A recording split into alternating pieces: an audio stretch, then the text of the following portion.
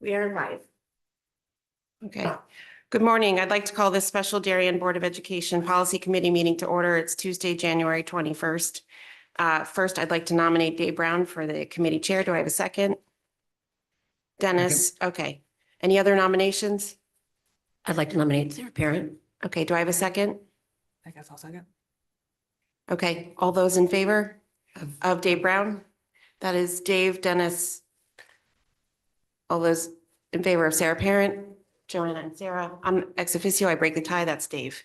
Thank you all. Have a good day. Can I have that paperwork? Just so I can write it. It's like writing on it. They didn't bring it.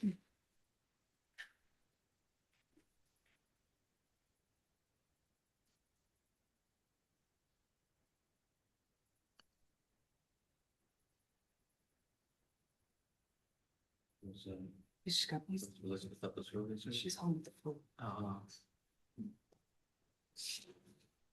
Good morning. Good, thanks.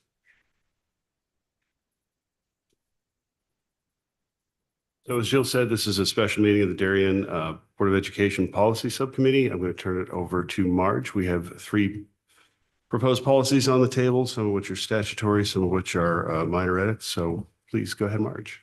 That's correct. So the first one is policy 5075.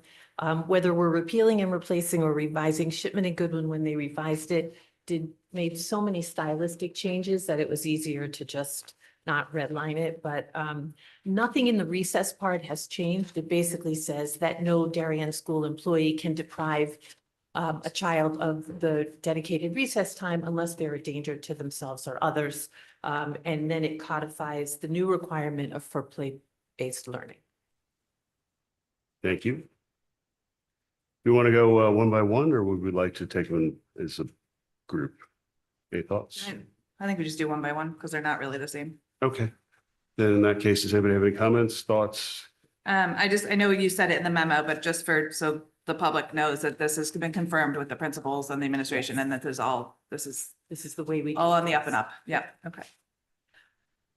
Yeah. Joanna? So in the, after the, I guess it's on page 2, you have 2 paragraphs. One starts school employees may prevent, and the second one is school employees may not prevent. They read a little bit like, they're a little confusing to me, because if they're not allowed at all, why are you saying that they are allowed to do it once? Can I just confirm where you are? Sorry, at this page 2 on the bottom of my sheet. Of the memo or the policy? No, of the policy, sorry. More of it, I think it's more, you can't do it as a form of discipline. But it can't be used as a form of discipline, right? It cannot be, that's what that's saying. Right, and it also can't be, the second paragraph has specifically to do with completing schoolwork. So I guess I just wanted to. Because a lot of times, right, you didn't complete this, stay in at recess and complete it. That's also prohibited. Right. Okay, because it says school employees may prevent or restrict students from participating in the entire time devoted in accordance with the policy. Only one time, but the policy says that they can't do that unless they're a danger. So is that what that's saying? If they're a danger to themselves or other, they can only be prevented from being at recess once? Well, if they're a danger to themselves or others, they can be more than once. Most of the time they're talking about, I can clarify with Shipman and Goodwin. I'm not exactly sure why the language is different. Thank you. In those things.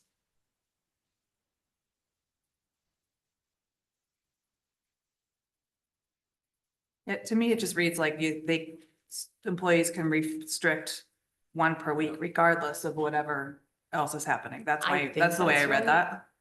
Okay. I think that's right, but I can confirm before when we bring it to the board. That sounds great. Thank you so much, And Marge. we have one period of recess or two, like does the morning recess count, the, dismissal, Yeah, the arrival time? Yep. Okay. It does at some point refer to any additional unrestricted Right. playtime.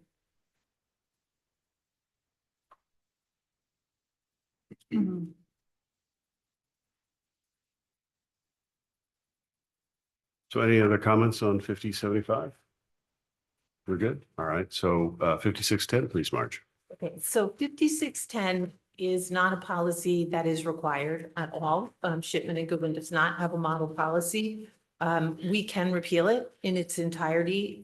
If we want to keep something in about gifts to individual employees, we should eliminate the third paragraph because that's the one that's already covered by policy 3100, which is the broader gift giving to the board in general. We did include policies from New Canaan and Westport. There's different amounts depending on the district. It's really discretionary. And so we brought it to the policy committee to have that discussion. The administration is recommending $25 and a limit of $400 on group gifts. Joanna? So right now CDSP has all the 5 elementary school PTOs have agreed to a common cap. So it's equitable about across all 5 schools.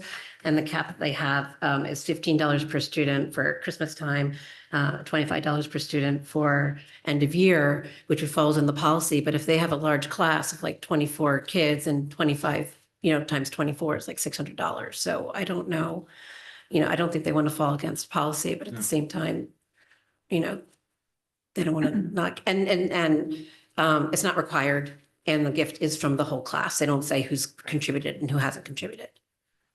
And I would say from my prior history as PTO chair and CDSP chair, I think having a set cap delineated is helpful because then it makes it a lot easier for parents. I don't know if you agree, but and I would suggest if we're going to say individual gifts limiting to $25, which I think makes sense, and then just multiply that by the number of students in the class and have that be the end of year final gift. That makes sense to me. You want to phrase it that way? Probably more eloquent than that, but yes. Say, Marge, I had a thought on this, looking at it. All these numbers seem fairly arbitrary to me. There's no state guidance anywhere or, so looking at 3,100 and look at this, I don't expect that anybody's to make an outsized gift to a teacher, as welcome as that may be.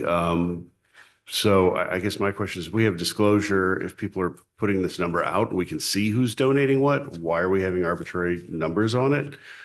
Just as a huge, global issue, taking a step back. So to me, these all seem arbitrary. Do we publish what's given out as gifts? I know we have a lot of gifts to athletics. I know we have gifts to other things that happen that the board accepts. This would be aside from that. And in these situations, do we have any way of tracking or publishing that or making that public? No, Okay. because they're collected by the PTO. And they're Right. personal gifts. Like it's Yeah. not a gift to the school or the. It's not from the PTO, it's Right. from the parents. No, I understand it's individual parents. My thought is that I would think that none of our teachers are bribable for a couple $100 or $15 or a few $100. So as long as we have like a disclosure regime, who cares what the number is? Just a little different thought approach. I don't know if we want to take that back to the board or we just want to like arbitrarily put small numbers on these things. I think we have more integrity in our teaching staff than a couple $100. It's not necessarily the teaching staff, it's the parent community that I think need guardrails, honestly. Having taught in the classroom, you would be amazed at what the gifts are given. So I Okay. think having guidelines is important, especially in a town like this. I think that's why districts do it, is Yeah. to give guidance so that the parents don't feel pressure to do something Okay, that they can't afford. understood. All right. So are we comfortable with the numbers as presented?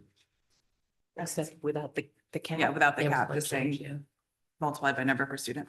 All right, so we should take that back to the full board as construed. That agree? Yep. Awesome, thank you. All right, 6710, please, Marge. The 6710 is field trips, and Mr. Brown, I think it was you that suggested that it might not be the most efficient use of board time, Yeah, that was me. to approve. Yeah, no, I think the administration agrees to approve the same field trips over and over again. So the administration is recommending that in the first year you approve it, and that the administration notify you on an annual basis whether such field trips are taking place. No, I know there's conversation at the board table when this was brought up that we should have review or should be noticed. So as long as that's covered, I'm certainly comfortable. I don't know what the consensus is here at the table today. Joanna? Just my question is related to the EF trips because they're kind of the same, but they're Yeah. kind of different every time. So would those still need to come up for the board? If they were kind of the same, I would just go with, you've seen this type of thing before, but if it's a new trip of a different nature, we would present. So since the board has already approved many Right. trips by that, in Yeah. conjunction with that company, then that would sort of fall into the category of already done it. Yes, and if it was a different trip, like, I don't know, an ecology trip or something, or a different aspect to it. Okay, thank you. And I think it's still helpful just to have a list of what is occurring at some point. When would you want to see that, Sarah? I don't know, whenever, you know, like at some, just annually of what, just an update of what trips are happening. Or you just want if a field trip comes up, we just put the list in and Yeah, it's there in the and board it doesn't book? need to be a presentation, just a memo or something, just so the board knows what's happening. I don't think it's a big deal. Okay, so if we have whatever in the schedule, should we just put that one, or you want to just see them all, just so everybody can be refreshed?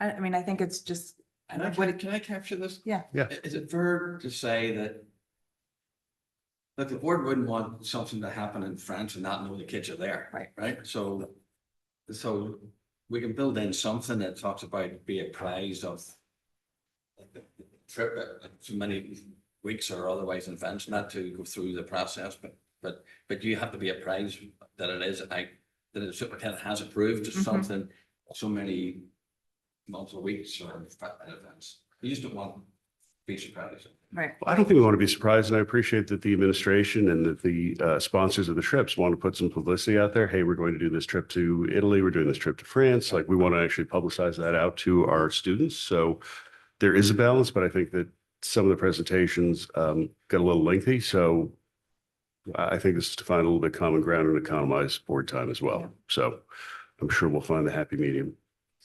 I think that probably that in mind, like once it's actually, because they advertise it, but it doesn't mean to say it's going unless we get people and stuff. So once it's decided they're going, we can notify the board. Great. Any other comments, Joanna? Can I just, what is an example of a non-school sponsored trip? We don't really do that anymore. When we first got here, there were outside organizations like a world language that would take kids from the Spanish club, whatever, but it doesn't, that's just leftover language from when Okay. that did happen. Now that we have a more active world language department, we don't need outside organizations. Okay, thank you.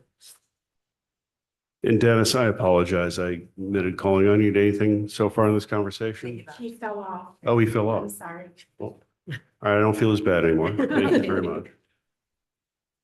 So any more conversation, thoughts on this policy? Should we take it back to the full board? I take it back. Thank All you. right, we'll be taking this back, please. And it looks like we have one left, community partnership, 1330 March. We do. That is the policy that was referred from the communications committee to the board and the board to the policy committee. It was drafted specifically based on those principles that were listed in the memo. And so we can make or request shipment to make any changes that you wish. Sarah, Joanna? So my first question is, from the first paragraph, it says the board also recognizes its responsibility to prepare a statement of educational goals for the district. Is that the same as board goals? Yeah, yes. So it's something we already do? Mhm. Thank you. Yeah, this to me seemed, it's things that we're already doing and hopefully we'll be continuing to do better in the future. So I didn't necessarily see how there's any big changes to how we actually operate. I have to agree with that. I do have a question about another question, sorry. Under communications and outreach, the second paragraph says that the chairperson or the superintendent should be doing all of the communicating. Does that preclude other board members from talking about board issues publicly? So the board policy does say that the chairperson is a spokesperson for the board. So I think that if you're speaking for the board, it's the chairperson, but it wouldn't prohibit individuals from speaking on issues. Thank you. Alan, anyone? I think we're good, March. All right. Yeah. With that, we have gotten through this rather quickly. Thank you all very much. Dennis, sorry we missed you. If you're not back. All right, so I think unless we had any further business, Public comment?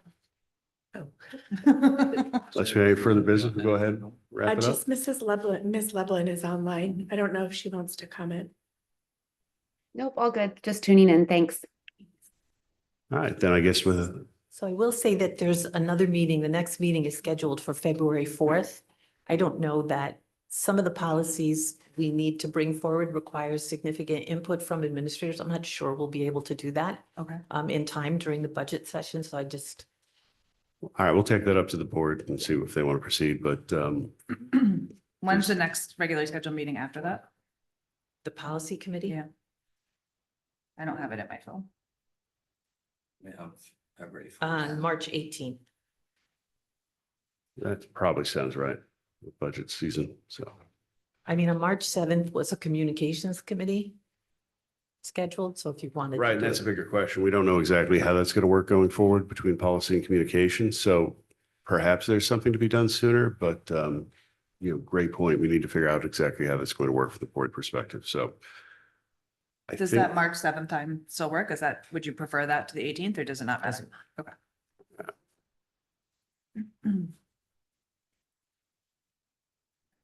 All right, so noting that there are some schedule issues to be resolved, I think that's it for today. So with that, thank you all for tuning in. Appreciate it. And that'll wrap up our policy special meeting today. Thank you very much.